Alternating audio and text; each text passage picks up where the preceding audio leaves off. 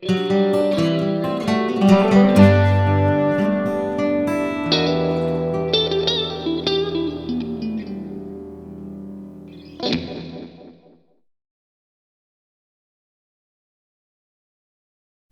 this week's installment of Core Concepts, I want to talk about technique and an idea that I think you're going to find really helpful in developing your problem-solving abilities. And I really do believe that that is the key to making practicing effective.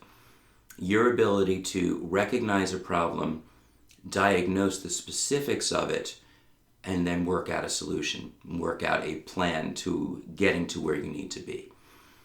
And the big idea for this week is that every technical problem has a mechanical solution. Or rather, that every technical problem is ultimately mechanical. We've talked before about the idea of talent and innate ability and how that leads to the development of skill. And generally, my contention is that that innate ability just makes it easier to fall in love to the point where you're going to put in the work that you need to put in. And there's no denying that some people just take to an instrument more naturally than others. But at the same time, everyone's got the same hands, more or less. There are differences in the proportions of the hand, of fingers to hand, hand to arm, the length of your arms, all those factors. And there are certainly players whose large hands really made it possible for them to play the things that they played. But you should also consider that their style developed the way that it did because of the shape of their hands. And this relates to last week's topic in the sense that if you want to be a good player, if you want to be a solid player, you don't have to be able to do everything there is to do in order to consider yourself competent, to consider yourself skilled. There's lots of things that my hands just aren't going to do, but that doesn't take anything away from my level of accomplishment as a guitarist, most of which comes from the work and experience that I put in over the years. The point is, though, that your hands are just like mine, and our hands are just like Jimi Hendrix's hands. Not exactly, but in the sense that the way the hand is made is the same for everybody. That this is a mechanism. And it has a way of functioning and a logic to the way that it works. And the guitar is also a mechanism with a way that it functions and a logic to the way that it works. And so anybody ever touching a guitar under any circumstances is dealing with the same basic problem, which is to interface this machine, this mechanism, with this one. And whenever you have interacting mechanisms in the natural world, the laws of mechanics and physics come into place. And there's two aspects to this point that I think are worth considering. One is that although we can talk about variations in people's technique, if you've ever taken a lesson with me or watched some of my videos, you know that I don't really believe in a right way and a wrong way. Or at least, I don't think that I can defensively say it's wrong to do that when you can point to a player that does it and plays well. So there are certainly variables there. There are great players, iconic players, that have oddities in their technique that no teacher would ever teach, but there's no denying how well they play. So it's a little difficult when you start talking about right versus wrong. There certainly is an orthodoxy of technique, and in the classical guitar world, that's really taken hold. But there are people that would argue that even though that may have helped the overall baseline level of technical skill that players have and perfection and execution, that something has been sacrificed there. Now, that's another discussion to have. You could say that about rock guitar playing too. The point is that because our hands all work the same way and guitars all work the same way, that you could say that there is an optimum or ideal way to approach playing that takes full advantage of the mechanism of the hand and the workings of the guitar. And this also has to do with what I was talking about in week 1 about making friends with your guitar and just finding what naturally, physically makes sense. So this is a good thing to have in your head going forward. But I'll add to that this idea that any technical problem is ultimately a mechanical question. You're trying to get a finger or a hand to do something specific, to get to a specific place and do a specific thing. And so a greatly skilled player doing that is just able to execute that move smoothly.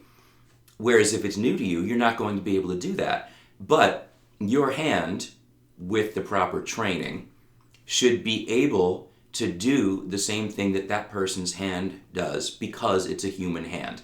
Now, some of you might be saying, no way, this doesn't apply. I've got the same physical basic body as any star athlete, but I can't do what they do. And that's true.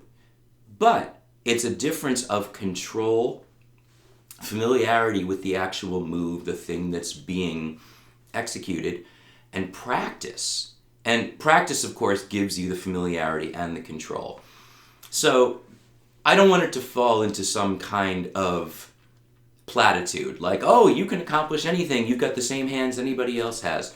But it does mean that if you take a closer look at your hands, if you're able to look at what your hands need to do in a very specific way to execute this or that, then you're going to be that much more likely to find a solution.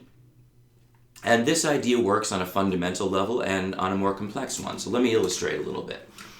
Let's say I'm talking about getting into an F bar chord, which for a lot of beginners, near beginners, even experienced strummers is still a challenge. And I'm going to come from a C. If you're looking at that chord as simply a block, a formation that the hands go to like that, this is where they need to be, and you're thinking of it as one thing, then there's a good chance you might still be struggling with playing that chord. But if you're aware of the specifics of how the fingers move, you're going to be able to work this out more easily.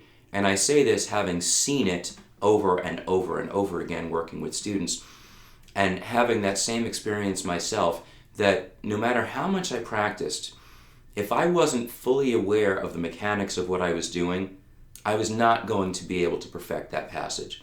And as soon as I did become aware of the mechanics and I knew exactly what to practice, I was able to improve and perfect my execution.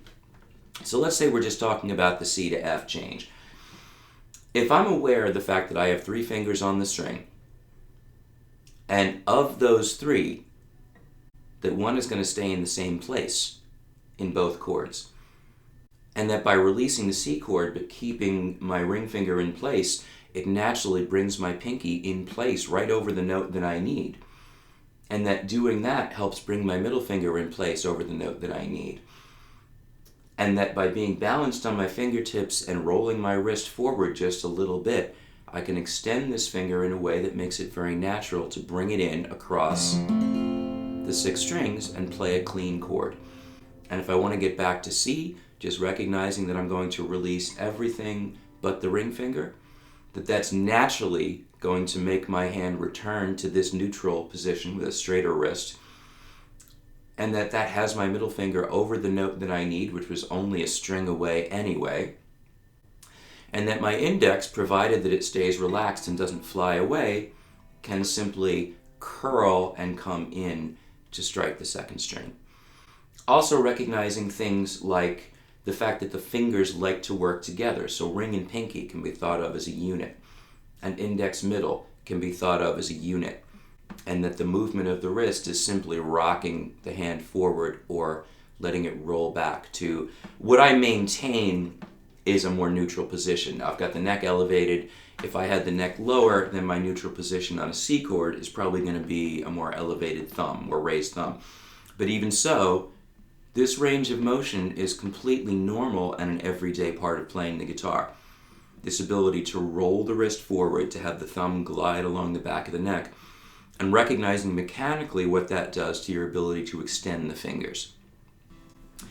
You will find similar details in any change you're trying to make. If you look closely enough at what the hands have to actually do in a very specific way, then you're going to be able to break down any problem into component parts, which you can then practice individually. As you work on putting those pieces together, you'll be able to develop the execution that you need. It's not really that complicated. It just takes time and it takes effort. If you are really committed to learning a piece of music, you can learn how to play something that's well above your average baseline level of skill if you're willing to put in the effort to be very specific and very deliberate about learning the moves for that one song. And I knew people like this when I was in high school and college that had practiced and practiced and practiced and practiced so they could play one thing really, really, really well, but that's all they had. There was nothing else that was nearly, there was nothing else they could play that was nearly at that level of difficulty because they put that effort in. And truthfully, I would say that I was like that as a student when I was playing classical guitar music. There was stuff that I could play that was technically much more challenging than what I could do if I was improvising, because I'd really trained those fingers, really had trained the hands to execute those things. So I don't mean to play down the amount of effort required, or the amount of skill required, or just how much of an advantage somebody with perfectly proportioned hands for the guitar they play might have. But with that said, I think it's important for you to keep in mind as you grow, as you go forward, to recognize that there is a solution to every problem. You just have to really zero in. Look at the mechanism. Figure out what the optimum way to move is to be able to execute that part slowly and cleanly, and then practice it deliberately doing exactly that. This is the problem-solving process that leads to effective practicing, and that's something that I'm going to get more into in future videos. So remember, core concept, every technical problem has a mechanical solution. Start applying that. I think you'll find that it makes a huge difference in your playing. See you next time.